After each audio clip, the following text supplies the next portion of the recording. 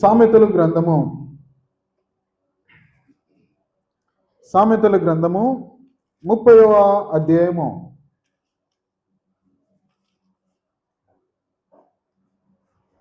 7, 8, 9 వచనాలు మనము ఈ రాత్రి కాల వేళ మనం ధ్యానించుకుందాం.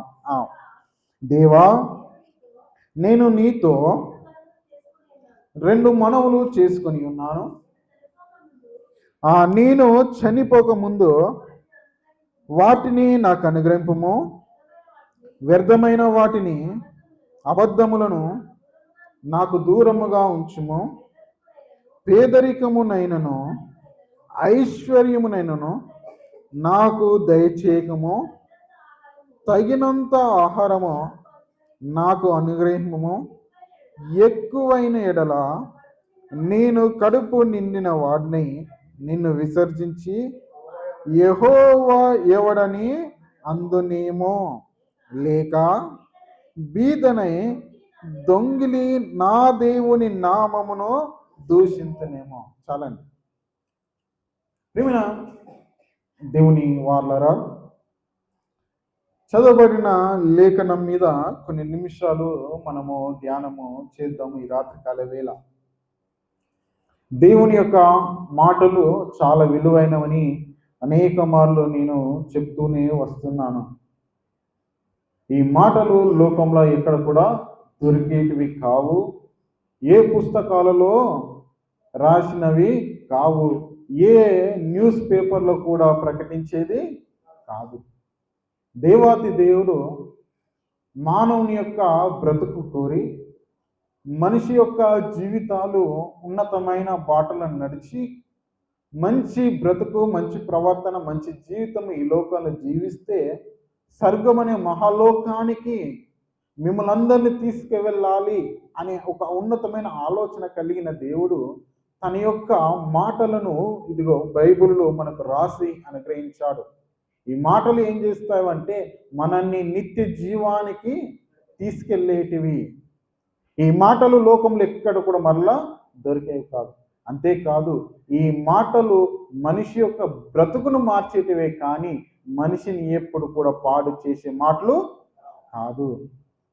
అందుకే కదా మనము ఇంత శ్రమ పడిన ఈ రాత్రికాల వేళ ఆయన యొక్క మాటలు వినడానికి మనము కూడి ఉన్నాం. ఇక్కడ రాయబడిన దేవుని యొక్క వాక్యాన్ని ఆలోచించగలిగితే ఒక భక్తుడు అంటున్నాడు ఏంటంటే, దేవా, నేను నీ ఎదుట 2 మనవులను చేసుకొనిచున్నాను అంటున్నాడు. 2 మనవులను దేవుని యొద్ద కోరుచున్నాడు. అనగా దేవుని యొద్ద కోరికల కొరకు వచ్చాడు. 2 కోరికలను కోరుకొనిచున్నాడు.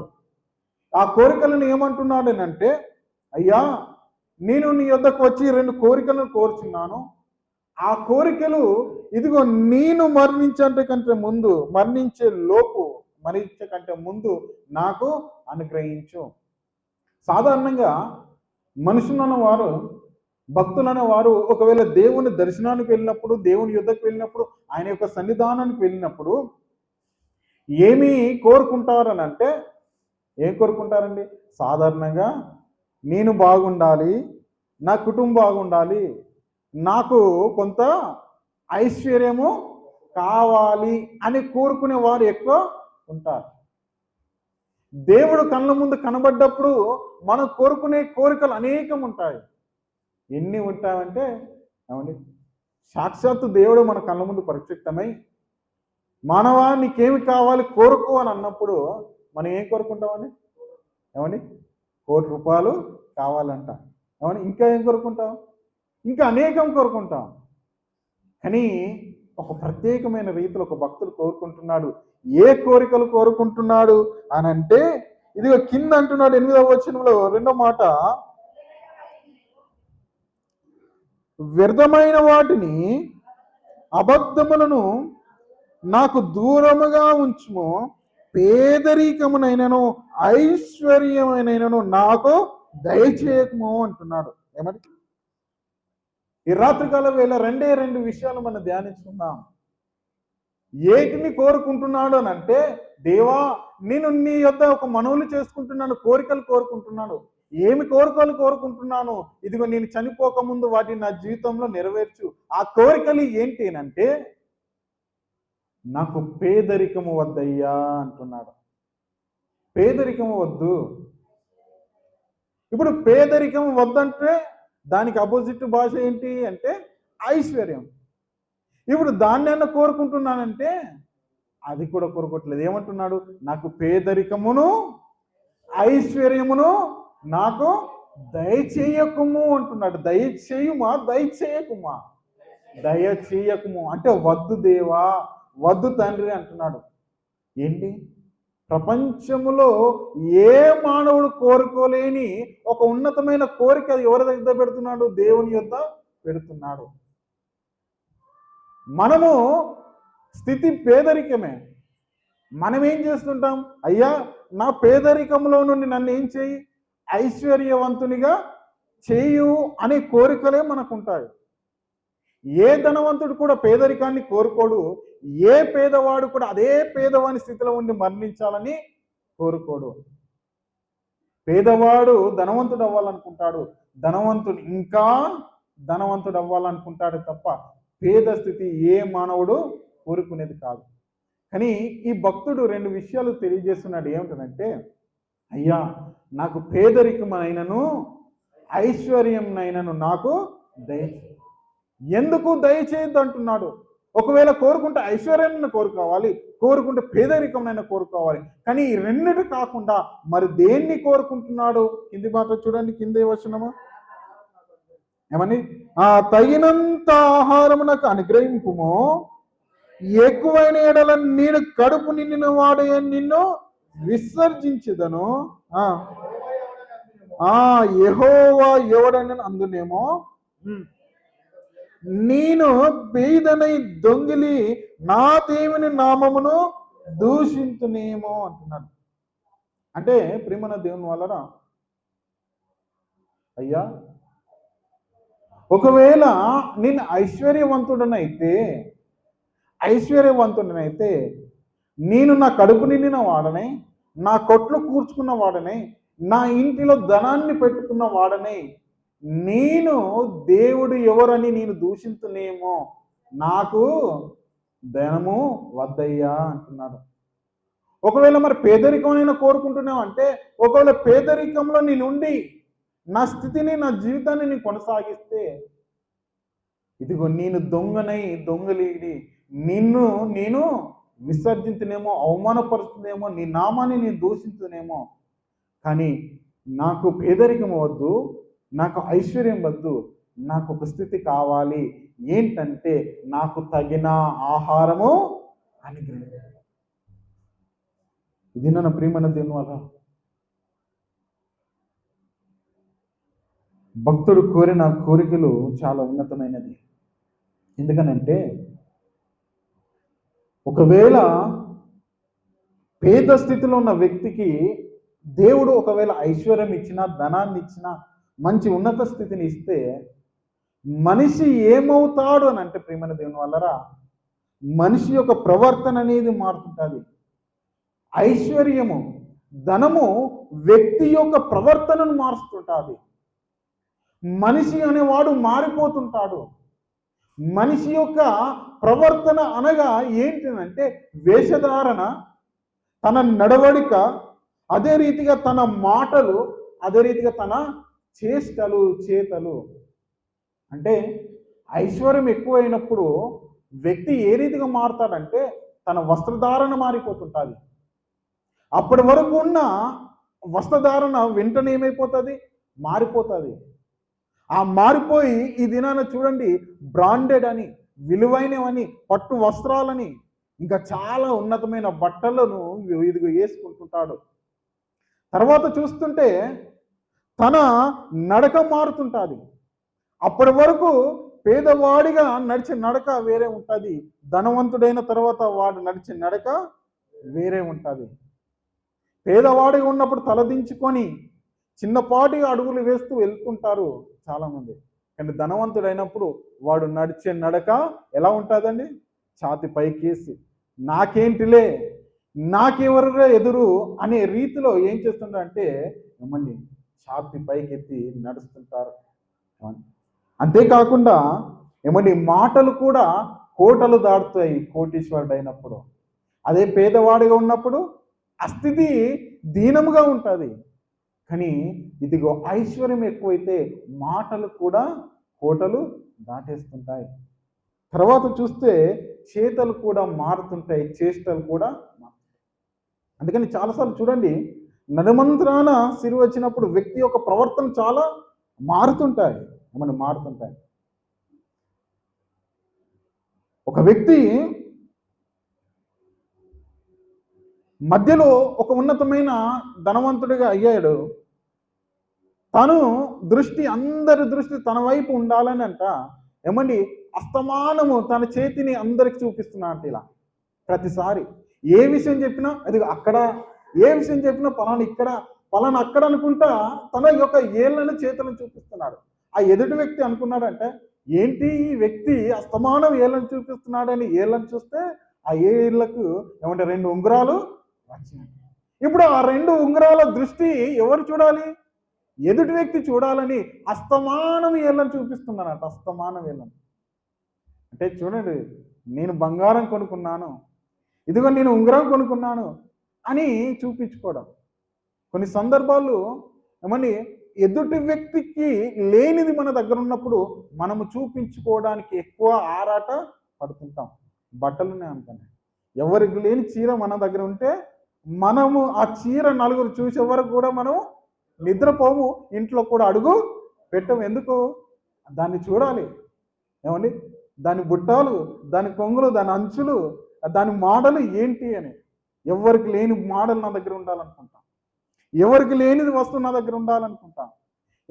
అలాంటి ఆలోచనలు కలిగినప్పుడు చూపించుకుంటాం అంటే ప్రవర్తన మారుతుంటుంది. ఏమీ లేనప్పుడు పాత చీర ఉంటే 10 మందికి చూపించుకోవడానికి ఇష్టపడతారా? ఇష్టపడరు. అది కట్టుకొని బయటకు రారు. ఏమి లేనప్పుడు ఎదుటి వ్యక్తికి ఏమి కూడా చూపించరు. అన్ని ఉన్నప్పుడు చూపించుకునే స్థితి అనేది వస్తుంటుంది. అంటే ఐశ్వర్యం వచ్చినప్పుడు వ్యక్తి యొక్క ప్రవర్తన మారుతుంటుంది. ఐశ్వర్యం అనగా అంటే ఇదిగో ధనము, సుఖము, అందము ఎదుటి వ్యక్తికి లేనిది. ఇది అందగత్తెలు ఉన్నప్పుడు తన అందాన్ని చూపించుకోవడానికి ఎంతో ఆరాటపడుతుంటారు. దాన్ని బట్టి వారు ఏం చేస్తుంటే గర్వపడుతుంటారు. ఎవరికి లేని వస్తువులు మన దగ్గర ఉన్నప్పుడు మనం దాన్ని చూపించుకోవడాన్ని, దాన్ని బట్టి మనం ఏం చేస్తాం? అతిశయపడుతుంటాం. అందుకని ప్రియమైన దేవుని వాళ్ళరా, ఐశ్వర్యము వస్తే ఏమవుతుంటుందంటే వ్యక్తి యొక్క ప్రవర్తన అనేది మారుతుంటుంది. వ్యక్తి అనేవాడు ఇదిగా భూమి మీద నిలవకుండా గాలిలో తేలుతున్నట్టు వారి యొక్క జీవితాలు మనకు కనపడుతుంటాయి.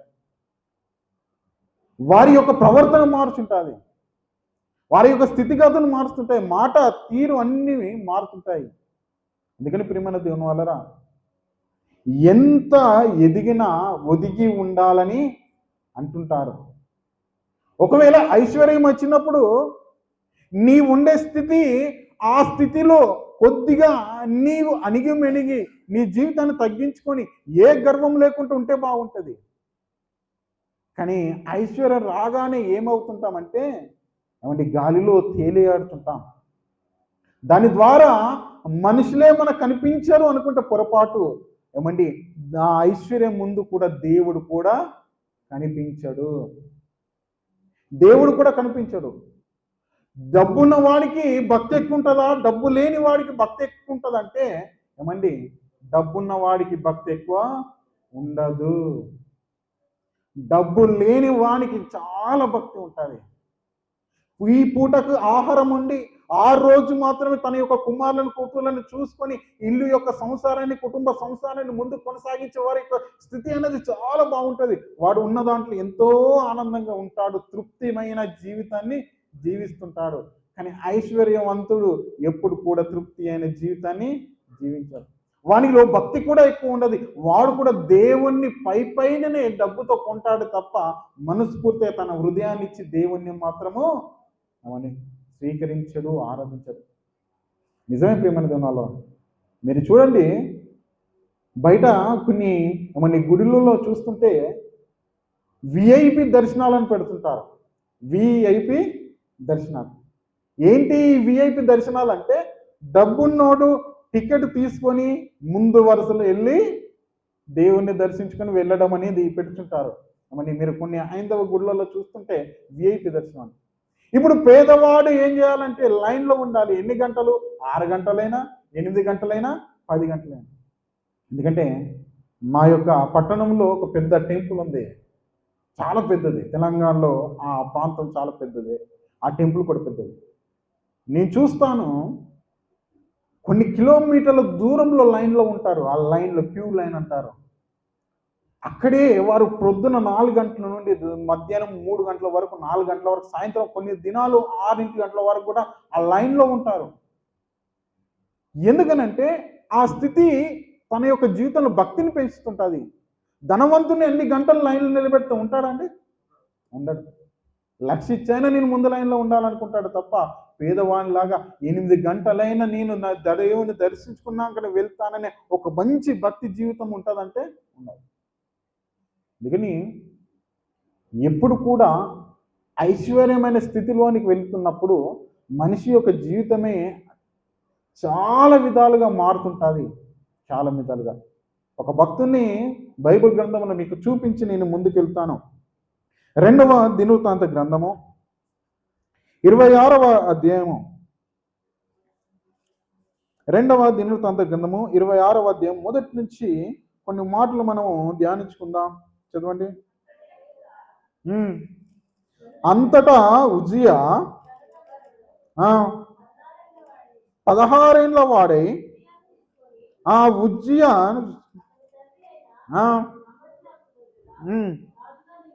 చాలా. ఇక్కడ చూస్తే ఒక వ్యక్తి మనకు కనిపిస్తున్నాడు. ఎవరు ఈ వ్యక్తి అంటే ఏమండి? ఉజ్జియా. తన పేరు ఉజ్జియా. ఇప్పుడు ఇతనంట ఎప్పుడు రాజు అయ్యాడండి? 16 ఏళ్ల వాడు, అంటే చిన్ననాడే యవనస్తుడు, అప్పుడే రాజు అయ్యాడు. ఆ రాజైన ఉజ్జియా ఏ రీతిగా తన రాజ్యంలో ఎదుగుతూ వచ్చాడు చూడండి. 3వ వచనం నుంచి చదవండి. ఉజ్జియా ఏలానారంభించినప్పుడు 16 ఏళ్ల వాడై యెరూషలేముద 72 సంవత్సరము ఏలెను. అతని తల్లి యెరూషలేము కాపురస్తురాలు, ఆమె పేరు యొకొలియా. అతడు తన తండ్రి అయిన అమాజ్య చర్య ఎంతటి ప్రకారము యెహోవా దృష్టికి యథార్థముగా ప్రవర్తించెను. ఆ దేవుని ప్రత్యక్షత విషయమందు తెలివి కలిగి జేకర్య దినములలో అతడు దేవుని ఆశ్రయించెను. అతడు యెహోవాను ఆశ్రయించినంత కాలము దేవుడు అతనిని వర్ధిల్ల చేసెను.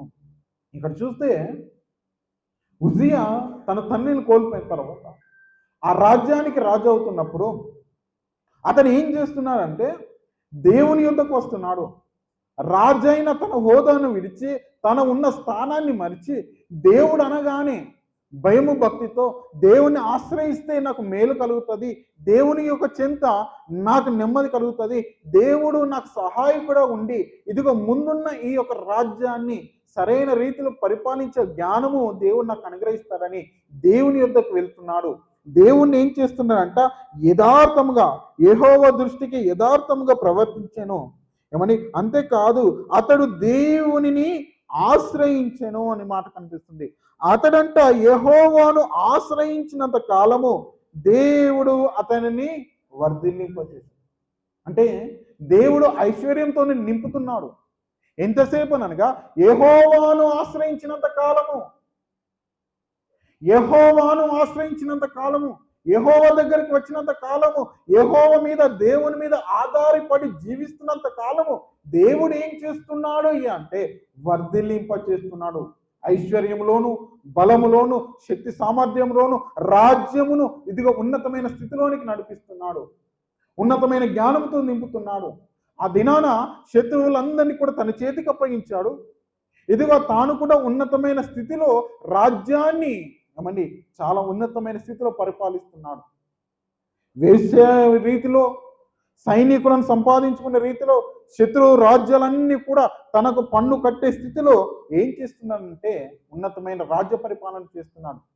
అంత బాగుంది, అంత బాగుంది. దేవుడు ఎంతగా ఎంతగా ఎంతగా ఎంతగా ఆయనను దీవించి ఐశ్వర్యంతో నింపుతున్నాడు అని అంటే చూడండి 15వ అధ్యాయం ఆఖరి వచనం ఒకసారి చదవండి. ఆఖరి వచనము, అతడు స్థిరపడు వరకు అతనికి ఆశ్చర్యకరమైన సహాయం కలిగి కనుక అతని కీర్తి దూరముగా వ్యాపించింది. తన కీర్తి అనగా దేశాలు కూడా ఏమైపోయింది, వ్యాపించింది. తన పేరు, తన ప్రఖ్యాతలు, తన హోదా, తనకున్న స్థితిగతులన్నీ కూడా మారిపోయాయి. ఎప్పుడు మారాయి అనంటే యెహోవాను ఆశ్రయించినంత కాలము. యెహోవాను ఆశ్రయించి అంటే యెహోవాను ఆశ్రయించినంత కాలము దేవుడు ఏం చేస్తున్నా అంటే ఆశీర్వాదాలతో నింపుతున్నాడు, వర్ధిలింప చేస్తున్నాడు, ఐశ్వర్యముతో నింపుతున్నాడు. అంత బాగా ఉంది, అంతే బాగా. ఇప్పుడు ఏమి జరిగింది ఉజ్జియా జీవితంలో అని ఆలోచిస్తే ఇప్పుడు చదవండి 16వ వచనం నుంచి చదవండి. అయితే అతడు స్థిరపడిన తర్వాత అతడు మనస్సున గర్వించి ఏంటంటే అతడు స్థిరపడిన తరువాత ఒక్కొక్క మాట, అతడు స్థిరపడిన తరువాత అతడు మనస్సున గర్వించి చెడిపోయాను. ఎప్పుడు స్థిరపడ్డ తర్వాత అనగా రాజ్యపరంగా స్థిరపడ్డాడు, ఆస్తిపరంగా స్థిరపడ్డాడు, శత్రువులందరినీ కూడా తన చేతిలో పెట్టుకొని స్థిరపడ్డాడు. ఇదిగో రాజ్యాన్ని ఉంచి సస్యశ్యామలుగా పరిపాలిస్తూ ఏ బాధ లేదు, ఏ నెమ్మది లేదు, ఏ శ్రమ లేదు, ఏ కష్టం లేదు అనే స్థితిలోనికి వెళ్ళాడు. తన పిల్లలు కూడా ఉన్నతంగా దీవించబడ్డారు. స్థిరపడ్డాడు. ఇంకా ముందు సాధించేది ఏమీ లేదు, ఇంకా సంపాదించేది ఏమీ లేదు. తనకు కావలసినంత కూడా అన్ని కూడా స్థిరపరచుకొని నెమ్మదిగా ఉన్నాడు. నెమ్మదిగా ఉన్న తర్వాత ఇప్పుడు ఏం చేస్తున్నా అంటే తన మనస్సున గర్వించాను. అందుకని నేను మీకు మొదటగా చెప్పాను, ఐశ్వర్యం వలన వ్యక్తి యొక్క ప్రవర్తన మారుతుంటుంది. భూమి మీద నిలిచి వాడు గాలిలో ఎగురుతుంటాడు, తేలియాడుతుంటాడు. ఉజ్జియా కూడా ఏమైపోయాడు, దేవుణ్ణి ఆశ్రయించినంత కాలము దేవుడు ఉన్నతంగా వర్ధిలింప చేస్తున్నాడు, ఐశ్వర్యంతో నింపుతూ వచ్చాడు. తన కీర్తి అనేది ప్రబలించింది. ఇప్పుడు అనుకుంటున్నాడు, నాకేంటిలే, నా దగ్గర ధనము ఉంది, రాజ్యం ఉంది, సంపాదన ఉంది, పిల్లలు ఉన్నారు, అన్ని ఉన్నవి, నాకంటూ ఇప్పుడు కలిమిలేమి ఏమీ లేదు, నేనంతా కూడా బాగయ్యాను అని తన మనసుని ఏం చేశాడంటే గర్వించాడు. ఈ గర్వము ఎక్కడికి దారి తీస్తుంది అని అంటే ప్రేమ దేవుని వల్ల చాలా దీనమైన స్థితికి దారి తీస్తుంటుంది. అందుకని నాశనానికి ముందు ఏం నడుస్తుందంట, గర్వము ఎప్పుడు వస్తుంటుంది అని అంటే నీ స్థితి మారుతున్నప్పుడు, ఎవరికి లేని హోదా నీకు కలిగినప్పుడు, ఎవరికి లేని పదవికి నీకు వచ్చినప్పుడు, ఎవరికి లేని వస్తువు నీ దగ్గర ఉన్నప్పుడు, అందరికంటే ఉన్నతమైన స్థితిలో నీవు కలిగి ఉన్నప్పుడు వారేందిలే అనే చిన్న చూపు ఎదుటి వ్యక్తిని చూస్తున్నావు అంటే నీలో ఏముంది, గర్వము. ఎదుటి వ్యక్తిని చిన్న చూపు చూస్తున్న ప్రతి వ్యక్తి నేను గర్విస్తున్నాను, గర్వం నాలో ఉందని. ఆ గర్వం అనేది మనిషిని పతనానికి తీసుకెళ్తుంటుంది. నీలో డబ్బు ఉన్నప్పుడు ఎప్పుడు గర్వించకు, నీకు మంచి ఉద్యోగం ఉన్నప్పుడు ఎప్పుడు గర్వించకు, నీ కుటుంబము నీకు నెమ్మదితో, శాంతి, సమాధానంతో, ఆశీర్వాదంతో నిండుతున్నప్పుడు ఎప్పుడు గర్వించకు, నీకున్న వస్తువులను బట్టి ఎప్పుడు గర్వించకు, నీకున్న ఇంటిని బట్టి కానీ, నీకున్న అందాన్ని బట్టి కానీ ఎప్పుడు కూడా నీవు గర్వించకూడదు. చాలా స్థాయిలో మనం ఏముంటామంటే దీన స్థితిలో దేవుడు దేవుడు దేవుడు అని వస్తుంటాం, దీన స్థితిలో నావారు అని వస్తుంటాం, దీన స్థితిలో అందరూ అని వస్తుంటాం. అప్పుడు తగ్గింపు జీవితము, తగ్గింపు బ్రతుకు ఉంటుంది. కానీ ఎదిగిన తర్వాత ఏమవుతుంటుంది అంటే ఎవరులే అని అంటాం. ఎవరు? ఇప్పుడు ఈ యొక్క ఉజ్జియా కూడా ఏం చేస్తున్నారంటే ఇదో గర్వించి ఇంకా ఏం గొప్ప కార్యాలు చేశాడు చూడండి కిందికి. అతడు ధూప పీఠము మీద ధూపము వేటకై యెహోవా మందిరములో ప్రవేశించి తన దేవుడైన యెహోవా మీద ద్రోహము చేయగా. మొదట ఏం చేశాడు? యెహోవాను ఆశ్రయించాడు, దేవుణ్ణి ఆశ్రయించాడు. ఇప్పుడు ఏం చేస్తున్నాడు? దేవునికి ద్రోహము. చాలాసార్లు అంటుంటారు, ఏమంటారు, తిండి తిండి పెట్టి తిన్న ఇంటి వాసాలు లెక్క పెట్టడము. తిన్నింటి వాసాలు. ఈ వ్యక్తి కూడా అంతే. యెహోవా దగ్గరికి వచ్చాడు, దేవుని యొద్దకు వచ్చాడు, దేవునేమో ఆశీర్వదించి వచ్చాడు. ఇప్పుడు స్థిరపడ్డ తర్వాత గర్వించాడు. చేస్తున్న పని ఏంటంటే దేవుని యొక్క మందిరములో దేవుడు చేయవలసిన కార్యాలు, దేవునికి చేయవలసిన కార్యాలు సేవకులైన వారు చేయాలి. ఎవరికి నిర్ణయించిన పనిని వారు చేయాలి. ఇప్పుడు ఉజ్జియా రాజు కదా, అన్ని విధాలుగా తను స్థిరపడ్డాడు కదా. ఇప్పుడు తనలో ఒక ఆలోచన వచ్చింది, నేను కూడా దేవుని యొక్క మందిరానికి వెళ్ళి దేవునికి ధూపము చెల్లిస్తాను, ధూపార్తి చేస్తానని వెళ్ళాడు. వెళ్ళినప్పుడు యాజకులు అనే వారు అందరూ కూడా అడ్డుకున్నారు. అయ్యా, దేవుడు నిన్ను రాజుగానే ఎన్నుకుంటాను, నిన్ను రాజుగానే నియమించాడు. నీకు అందమున్నా, నీకు ఆస్తిపాస్తులున్నా, నీకు ఐశ్వర్యం ఉన్నా, నీకు ఏమున్నా దేవుని యొక్క మందిరంలో మాత్రం నీకు ప్రవేశం లేదు. ఇది దేవుని యొక్క సేవకులు చేయవలసిన పని, యాజకులు చేయవలసిన పని. నీవు చేయడానికి అధికారం లేదు అన్నప్పుడు ఇతను ఏం చేశాడంటే చాలా గర్వించి యెహోవా మీదనే ద్రోహం చేశాడు. ఏమండి 18వ వచనం చదవండి. వారు రాజు అయిన ఉజ్జియాను ఎదిరించి ఉజ్జియా యెహోవాకు ధూపము వేయుటకై, చదవండి కిందకి చదవండి.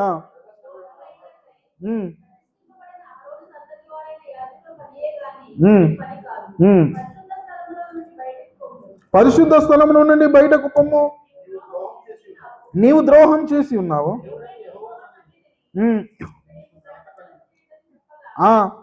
ఉజ్జియా ధూపము వేయుటకు ధూపార్తిని చేత పట్టుకుని రౌద్రుడై యాజకుల మీద కోపం చూపెను. యెహోవా మందిరంలో ధూప పీఠం ప్రక్కన అతడు ఉండగా యాజకులు చూచుచునే ఉన్నప్పుడు అతని నొసట కుష్టి రోగము పుట్టాడు.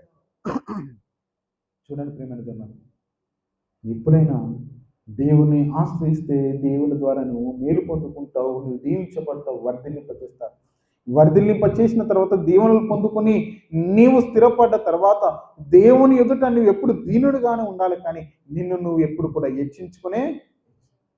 ఇప్పుడు ఉజ్జియా దేవుని యొక్క మందిరంలో హెచ్చించుకుంటున్నాడు. యాజకుడు ఎవడు, సేవకుడు ఎవడు, ఇదిగో ప్రవక్తలు ఎవరు, నేనున్నాను అని వెళ్ళాడు. అక్కడ అన్నారు, అయ్యా ఇది నీ పని కాదు, నీ పని అని కాదన్నప్పుడు అప్పుడు అన్నారు ఏంటంటే, ఏమండి వారి మీద తిరగబడ్డాడు, మీరెవరు, లేదంటే మన భాషలో మాట్లాడుకొని నువ్వెవడిరా నన్ను ఆపడానికి అని యాజకులను నోరు పారేసుకున్నాడు. వెళ్ళాడు, ధూపం వేయడానికి సిద్ధపడ్డాడు. కానీ దేవుడు ఊపుకుంటాడా? అదే క్షణము కుష్టి రోగము కలిగజేశాడు. కుష్టి రోగము ఎంత భయంకరమైన వ్యాధి అని అంటే, అలనాటి కాలంలో కుష్టి రోగిని ఏమని ఊరు వెలుపల ఉంచేవారు తప్ప ఊరిలో ఉంచేవారు కాదు. దేవుని యొక్క మందిరంలో ఉన్నతమైన చోటు కావాలనుకున్నాడు, కానీ దేవుడు ఏం చేశాడంటే నలుగురు కూడా తన చుట్టూ ఉండనీయకుండా ఊరు వెలుపల ఉంచే స్థితిలోనికి తీసుకెళ్ళాడు. ఎందుకు ఈ యొక్క ఉజ్జియాకు ఇలాంటి దుస్థితి కలిగిందని అంటే, తను ఏం చేశాడంటే గర్వించాడు. స్థిరపడ్డ తర్వాత తన ప్రవర్తన మారిపోయింది. అందుకని ప్రియమైన దేవుని వాళ్ళరా, రాజు పని రాజు చేయాలి, మంత్రి పని మంత్రి చేయాలి, ఎవరి పని వారు చేయాలి. అంతేకాని అధికారం ఉంది అని, పదవి ఉందని, డబ్బు ఉందని ఇదిగో ఏ పని పడితే ఆ పని చేయాలనుకుంటే ఏమండి అది కుదరదు. అందులో దేవుని యొక్క సన్నిధానంలో దేవుని యొక్క సేవకుడు చేసే పని దేవుని యొక్క సేవకుడే చేయాలి. ఎవరికి ఏ స్థితి కలిగించాడో, ఎవరికి ఏ స్థితి ఏ బాధ్యతలు ఎవరికి ఇచ్చారో వారు అదే పని చేయాలి తప్ప ఇదిగో మరలా ఉన్నతమైన స్థానానికి వెళ్ళాలి అని ఆశించి, నాకేందిలే దేవుడు నన్ను అన్ని రకాలుగా బాగా చూసుకున్నాడు, నాకేందిలే అన్నీ ఇచ్చాడు, నాకేంటి, నాకన్నా ఎక్కువ ఎవరున్నారు, నేనే కదా అని ఎప్పుడు కూడా మన యొక్క స్థితిలో మన ప్రవర్తన మార్పు అనేది రాకూడదు. ఒకవేళ వచ్చిందా, దేవుడు ఆ యొక్క స్థితిని, ఆ స్థానాన్ని నీలో నుండి తీసేయడానికి తనకు నిమిషం మాత్రము కాదు. సున్నా నుండి కోటికి ఎంతో కష్టం. కానీ కోటి నుండి సున్నాకు రావాలంటే, ఒకవేళ మీకు ఇంకా అర్థం అవ్వాలంటే, ఇల్లు కట్టడానికి కొన్ని నెలల కాలం పడుతుంది, కానీ ఇల్లు కూర్చడానికి ఎంత సమయం పడుతుందండి? ఎంత సమయమో? చాలా తక్కువ సమయం. కట్టడానికి ఎన్నో రోజులు, కూల్చడానికి ఒకే రోజు. ఒకే రోజు. దేవుడు కూడా అంతే. నిన్ను హెచ్చించడానికి ఎన్నో రోజులు పడుతుంది కావచ్చు, కానీ నిన్ను పడేయడానికి, ఎందుకంటే దినాన ఎవరి యొక్క బాధ్యతలు వారు స్వీకరించక వారికి ఇచ్చిన బాధ్యతల కన్నా ఇంకే ఎక్కువ బాధ్యతలు కోరుకుంటుంటారు. రాజు చేయవలసిన పని రాజు చేయవలసిన వాడు, ఇదిగో దేవుని యొక్క మందిరంలో నీకేం పని? దేవుని సేవకులు ఉన్నారు కదా, యాజకులు ఉన్నారు కదా, వారు ప్రజల పక్షాన దేవునితో ఇదిగో సమాధానం పరుచుతూ దేవునికి వారు ఏం చేస్తున్న బలులు అర్పిస్తున్నారు కదా. నీవు రాజు పరిపాలన చేయవలసిన వాడు, నీవు గర్వించి ఇక్కడికి వచ్చావు. దేవుని యొక్క ఈ లోకంలో కూడా చాలా మంది ఉంటారు, దేవుని యొక్క మందిరాన్ని చూసి, దేవుని యొక్క సేవకుని చూసి ఆ స్థానం కావాలి కావాలి కావాలని కోరుకునే వారు ఉంటారు. ఒక చిన్న ఉదాహరణ, ఒక కథని చెప్తాను. ఒక అన్నదమ్ములు ఉన్నారు ఒక ఇంటిలో అన్నదమ్ములు ఇద్దరు ఉన్నారు. ఎప్పుడైనా ఇద్దరు అన్నదమ్ములు ఉంటే ఎక్కువ పాలు ఎవరికి వస్తుంది? ఒక వ్యక్తికి వస్తుంది. అది అన్ననా లేదా తమ్ముడా? ఎందుకంటే తల్లిదండ్రులు ఒక వ్యక్తిని ఎక్కువ ప్రేమిస్తారు, ఆ వ్యక్తికే కొంచెం ఎక్కువ అనుగ్రహిస్తారు. ఈ అన్నదమ్ములు వారన్నీ పంచుకున్నారు. ఒక ఉద్యోగం పంచుకొని భూమి జాగాలో ఒక చిన్న తమ్ముడు తీసుకుంటే, అన్ననేమో ఏదో తల్లిదండ్రులు ఇచ్చినది పుచ్చుకొని తను చిన్న పని చేసుకుంటూ దేవుని యొక్క సేవకు పిలిపించుకొని, దేవుని యొక్క సేవను పిలుపొందుకొని దేవుని యొక్క సేవకు వచ్చాడు. ఇప్పుడు తన్నదమ్ముడేమో కష్టపడుతున్నాడు, ఉద్యోగం చేస్తున్నాడు, తన యొక్క ఎలాంటి స్థితి అనేది మారట్లేదు, ఉన్న స్థితిలోనే ఉంటున్నాడు. కానీ అన్న దేవుని యొక్క సేవ పిలుపు పొందుకుని దేవుని యొక్క సేవకులు అంచెలంచెలు ఎదుగుతున్నాడు. సైకిల్తో ఉన్నవాడు బండితో ఉన్నాడు కారు, ఇల్లు లేని స్థితిలో ఇల్లు, అన్ని బాగున్నాయి. ఇప్పుడు తమ్ముడేమో ఏ స్థితిలో ఉన్నాడో అదే స్థితిలో ఉన్నాడు. ఆ తమ్ముని భార్య అన్నదంట, ఏమయ్యా నీ కళ్ళ ముందు మీ అన్న చూడు ఏమి లేని స్థితిలో ఎంతో ఎదిగిపోతున్నాడు. నీవు ఎంత గొడ్డు కట్టం చేసినా, ఎంత కష్టపడ్డా, ఏం చేసినా నీకేం లేదు, ఏమి లేదు, ఎదుగుదల లేదు అని ఇదిగో నువ్వు చేసే జాబు మానే, నువ్వు చేసే పని మానే, ఇదిగో మీ అన్నలాగానే నీవు కూడా సేవకు వెళ్ళిపో, సేవ చెయ్యి అన్నా. సేవ చేయమంటున్నావు బాగానే ఉంది, సేవ ఎట్లా చేస్తారో నాకు తెలియదు కదా అన్నప్పుడు, నువ్వు కొన్ని దినాలు మీ అన్నతో వెళ్ళు, మీ అన్న ఏమేం చేస్తున్నావు నువ్వు అది చూసి నీవు కూడా చేయన్నా. ఇప్పుడు అన్నతో వెళ్ళడానికి ఒక రోజు వచ్చింది. ఏంటంటే సంఘంలో ఒక తల్లి గారు చనిపోతే పరామర్శించడానికి అన్న వెళ్తే అన్నతో ఎవరు వెళ్ళారు? తమ్ముడు కూడా వెళ్ళాడు. ఇప్పుడు అన్నని చూస్తున్నానంట. అన్నని చూస్తున్నప్పుడు అన్న ఏం చేస్తాడు? ఆ తల్లి గారి యొక్క కుమారుని పట్టుకొని, అయ్యో బాబు నువ్వు ఏడవకు, ఈ తల్లి నీకే తల్లి కాదు, నాకు కూడా తల్లి, నాకొక్కరికి కాదు సంఘంలో అందరి వారికి తల్లే. మమ్మల్ని ఇంటికి పిలిచేది, ఆతిథ్యం ఇచ్చేది, భోజనం పెట్టేది, అసలు నీకన్నా సొంత కొడుకు నీకన్నా మమ్మల్నే బాగా చూసుకునేది, అందులో సేవకుడుగా నన్ను బాగా చూసుకునేది అని ధైర్యం ఇచ్చే మాటలతో బలపరుస్తూ ఆ రోజు కొంత వాక్యాన్ని చెప్పి ముగించాడంట.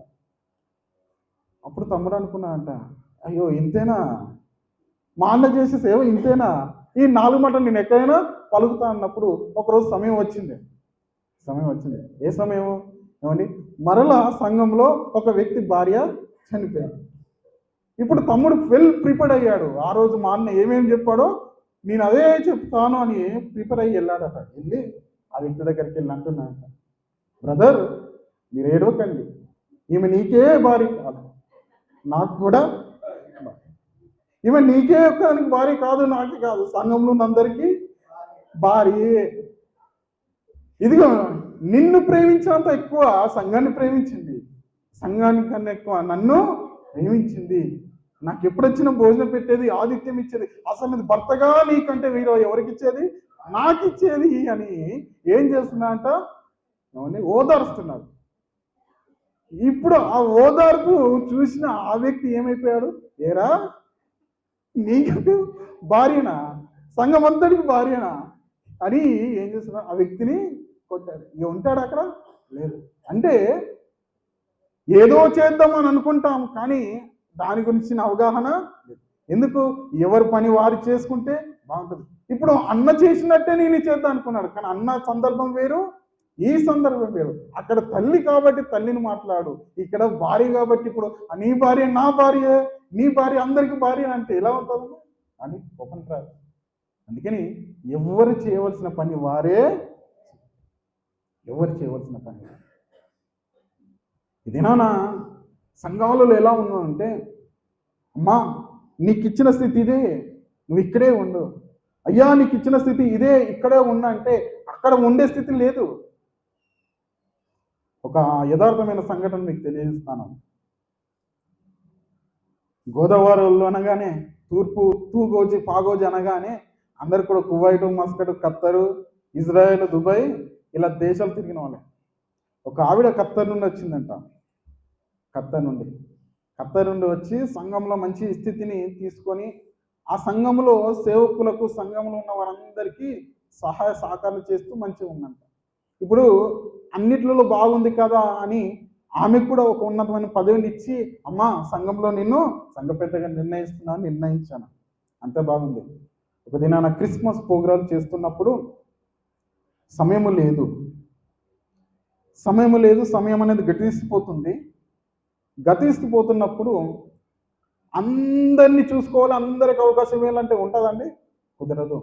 ఇస్తూ ఆయన కార్యక్రమంలో ముందుకెళ్తే ఆవిడ ఎంత లేటుగా వచ్చిందంటే, చాలా లేటుగా వచ్చి ముందున్న అయ్యగారితో అంటుందంట, అయ్యా నాకు పాట అవకాశం ఇవ్వాలి. ఇప్పుడు ఈ అయ్యగారు ఏంటంటే, అమ్మా నువ్వు వచ్చుడే లేట్ వచ్చావు, సమయం కూడా లేదు, మనం వాక్యం అనేది వినాలి కదా అంటే, అదంతా నాకు తెలియదు, నువ్వు పాట ఇస్తావా ఇయ్యవా అని పట్టుబట్టింది. ఇప్పుడు ఈ పాస్టర్ గారు భయపడుతున్నాడు. ఎందుకు? ఆవిడ దగ్గరికి వెళ్ళినప్పుడు వల్ల భోజనం పెడుతుంది, మంచి కానికిస్తుంది, సంఘంలో సహకారాలు ఇస్తుంది, ఏ వస్తువు లేకుండా ఆమె ముందొచ్చి పెద్ద చేయితోని ఆమె సహకరిస్తుంది. ఇప్పుడు ఈమె ఇయ్యకుంటే ఎలా అని బాధతోని, భయముతోని అవకాశం ఇచ్చాడట. ఆమె మైక్ తీసుకుందంట, మైక్ తీసుకొని పాట పాడుతుందంట. జ్యోతిర్మయుడా నా ప్రాణప్రియుడా అనే పాట పాడక ఆమె పాట ఏంటంటే, జ్యోతి మొగుడా నా ప్రాణప్రియుడా అని రాగాలతో వాడుతుందంట. రాగాలతో వాడుతున్నప్పుడు పాస్టర్ గుండె జల్లుమన్నదంట. ఎందుకు జల్లుమన్నదనంటే ఇక్కడ ఏమంటుంది, జ్యోతిర్మయుడు అని పాట పాడక జ్యోతి మొగుడు అని మళ్ళీ అది కూడా ఎలా మంచి రాగాలతో జ్యోతి మొగుడా నా ప్రాణ ప్రియుడా అని పాడుతుందంట. ఆ పాట పాడగానే పాస్టర్ యొక్క గుండె జల్లుమన్నది. ఎందుకు జల్లుమన్నది అని ఆ పాస్టర్ గారు భయంతో పాస్టర్ అమ్మని చెప్తున్నట. ఇంతకు పాస్టర్ ఎవరు అంటే ఆమె పేరేంటి? జ్యోతి. పాస్టర్ అమ్మ పేరు ఏం పేరు? జ్యోతి. ఇప్పుడు ఈమె వాడింది ఏమి? జ్యోతి మొగుడా నా ప్రాణ. ఇప్పుడు ఆ పాస్టర్ అమ్మ ఎలా చూస్తుంది అంటే పాస్టర్ని, ఆవిడని చూస్తుంది. పాస్టర్ని చూస్తే ఏమంటుందంటే, నాకు తెలిసే నువ్వు ఖత్తర్ నుండి అత్తరు పూసుకొని వచ్చింది ఇందుకేనా? ఎంత ధైర్యం ఉంటే పాట నువ్వు మైకు పట్టుకొని ఊరి జనాల మధ్యన నువ్వేమంటున్నావు? నా పేరు తీసి నా మొగుడిని నువ్వేమంటున్నావు? ప్రాయుడా అంటున్నావా? ఇప్పుడు పాస్టర్ గారి యొక్క చేతుల కాళ్ళు అనుకుతున్నాయి. ఇప్పుడు ఇవ్వకపోతేనేమో ఈమెతోని బాధ వచ్చేది. ఇప్పుడు ఇచ్చిన తర్వాత ఎవరితోని బాధ? భార్యతోని బాధ. ఈ బాధ భరించలేక ఆమె ఆ రాత్రి కాల సభలో తను వెళ్ళిపోయాను. అంటే చూడండి, ఇస్తే ఒక బాధ, ఇవ్వకుంటే ఒక బాధ. ఒకవేళ ఇచ్చిన అవకాశాన్ని మంచి సద్వినియోగం చేసుకుంటారంటే లేదు. ఇప్పుడు ఆ పాట యొక్క భావం ఏంటిది, అర్థం ఏంటిది, దాన్ని ప్రాక్టీస్ చేసిందా, పాడిందంటే లేదు. లేక ఏమన్నా పచ్చని సంసారాలు ఏం చేసింది? నిప్పులు పోసేసింది. అందుకని మనకున్న స్థితిని బట్టి, మనకున్న అవకాశాన్ని బట్టి, మనకున్న హోదాను బట్టి మనము ఏ రీతిగా ప్రవర్తించాలి అదే రీతిగా ప్రవర్తించాలి. కానీ లేని దాని కొరకు, అందని దాని కొరకు వెళ్ళి కూడా ఎప్పుడు కూడా అందని దాని గురించి ఎప్పుడు కూడా ఆలోచించకూడదు. ఎందుకంటే నీ ప్రవర్తన బాగుంటేనే నీ జీవితం బాగుంటుంది. నీ ప్రవర్తన బాగుంటుందని నీ కుటుంబం బాగుంటుంది. నీ ప్రవర్తన బాగా లేకుంటే నీ జీవితం నీ కుటుంబం ఎప్పుడు కూడా ఆశీర్వదించబడదు. అక్కడ ఒక మాట చూసుకుని మనం వింటున్నాం. అగ్గాయి 1వ అధ్యాయము 5, 6, 7 వచ్చిన ఒకసారి చదవండి త్వరగా. అగ్గాయి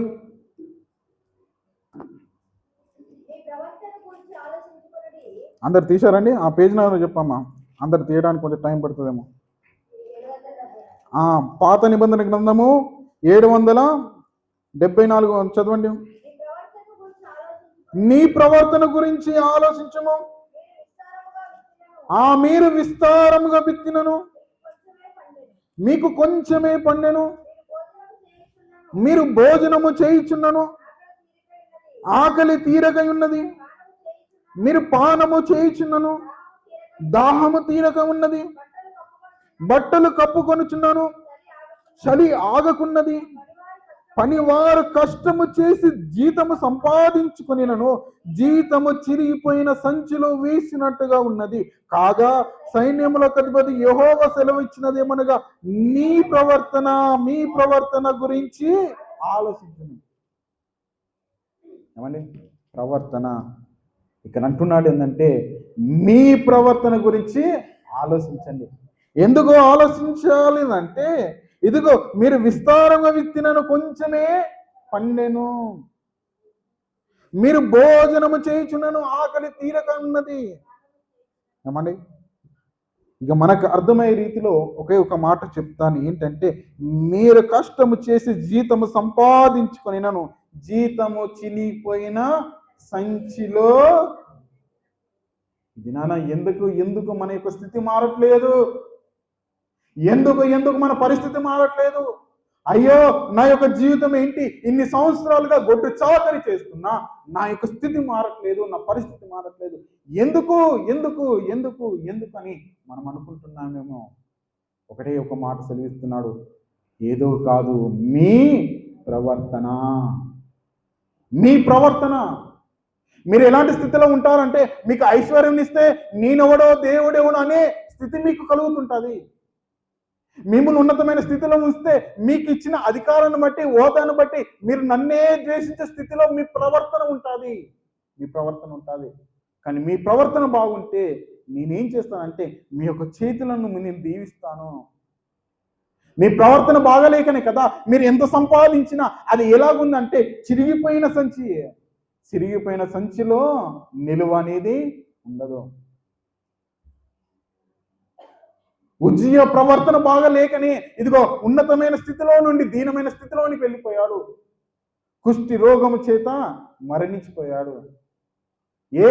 ఉన్నప్పుడేమో దేవుని ఆశ్రయిస్తూ వస్తుంటాం, ఉన్నప్పుడేమో దేవుని దగ్గరికి అన్ని విధాలుగా మనము ఏం చేస్తుంటాము, మనం వస్తుంటాం. అంటే ఉన్నప్పుడు అనగా ధనము కాదు, మనలో ఆసక్తి ఉన్నప్పుడు, మనలో కోరిక ఉన్నప్పుడు, దేవుడు అంటే ఇష్టం అనేది ఉన్నప్పుడు దేవుని యొద్దకు వస్తుంటాం. అదే మన కష్టము తీరిన తర్వాత దేవుని యొద్దకు అంటే మన ప్రవర్తన ఎలా ఉంటుందంటే, మళ్ళీ అందుతే జుట్టు లేకుంటే ఇదే మన పరిస్థితి. అంటే మన ప్రవర్తనను బట్టే దేవుడు ఎప్పుడు కూడా మనల్ని దీవిస్తాడు. ఒకవేళ నీ స్థితి మారాలనుకుంటే, నీ ప్రవర్తన మారాలనుకుంటే మొట్టమొదటిగా నీకుండవలసినది ఏంటంటే ఇదిగో దీన స్థితి. నీకు దేవుడు ఏ స్థితి ఇచ్చినా ఆ స్థితిలో దేవుళ్ళో నమ్మకంగా ఉండు. నీకు ఇచ్చిన పనిని, నీకు ఇచ్చిన బాధ్యతని, నీకు ఇచ్చిన జీవితాన్ని, నీకు ఇచ్చిన కుటుంబాన్ని, నీకు ఇచ్చిన చేతి పనిని నీవు నమ్మకంతో ముందుకు కొనసాగించు. దేవుడు నీ ప్రవర్తన బట్టి దేవుడు ఏదో ఒక దినాన్ని నిన్ను ఆశీర్వదిస్తాడు, దీవిస్తాడు, వర్ధిలింప చేస్తాడు. అంతే తప్పించి ఇదిగో దేవుడు ఇచ్చే స్థితిని బట్టి నువ్వు ఎప్పుడు కూడా దేవుణ్ణి దూషించకూడదు. దీవించబడుతున్నప్పుడు నీవెప్పుడు కూడా దీవుడుగానే ఉండాలి, నీవే ప్రవర్తన బాగుండాలి. అందుకని ఒక భక్తుడు ఒక పాట రాశాడు, ఏంటంటే దీన స్థితిలో నేనున్నా, సంపన్న స్థితిలో నేనున్నా, నా స్థితి మాత్రము మారదు అంటాడు. ఈ రాత్రికాల వేళ దేవుడు మనల్ని బలపరుస్తున్న మాటలు ఏంటంటే, ఒక భక్తుడు కోరుకున్నట్టు, దేవా నాకు ఐశ్వర్యము పేదరికం కూడా ఇది నేను బాగున్నానయ్యా, వేసుకోవడానికి నాకు బట్టలు ఉన్నాయా, నేను ఉండడానికి నాకు ఇల్లు ఉందయ్యా, నాకు పిల్లలు ఉన్నారయ్యా, నాకు ఈ దినము ఈ పూట గడవడానికి అన్ని కూడా బాగున్నాయి, నీవు నా తోడు ఉన్నంత కాలం నేను నీలో జీవిస్తాను అనే నిర్ణయం మనం అన్ని తీసుకోవాలి. మరి మన కళ్ళ ముందు ఎంతో మంది కూడా ఈ పూట తిండి లేని వారు ఉన్నారు, ఇప్పటి కూడా ఇల్లు లేని వారు ఉన్నారు, ఇప్పటి కూడా కట్టుకోవడానికి సరైన బట్టలు లేని వారు ఉన్నారు. ఒకవేళ వారిని చూసినప్పుడు నీవు దేవుని ఎదుట నువ్వు కృతజ్ఞత కలిగి జీవించాలి. ఏంటంటే, అయ్యా నాకు చక్కని జీవితం, ఇది నన్ను దుబాయ్కి వచ్చిన మీరందరూ కూడా ధన్యులు.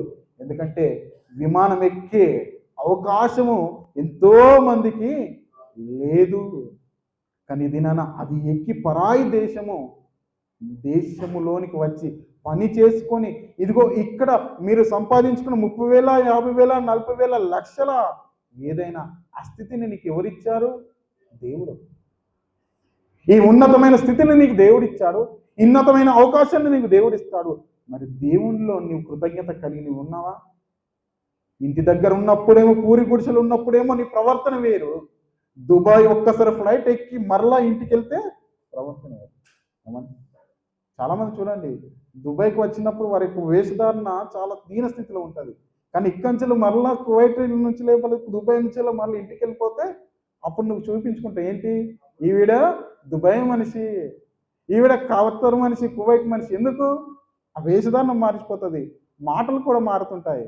అప్పటికేమో ఊరి భాష, తర్వాత ఇప్పుడు కొంత 4 భాషలు, ఇంగ్లీషు, 4 హిందీ.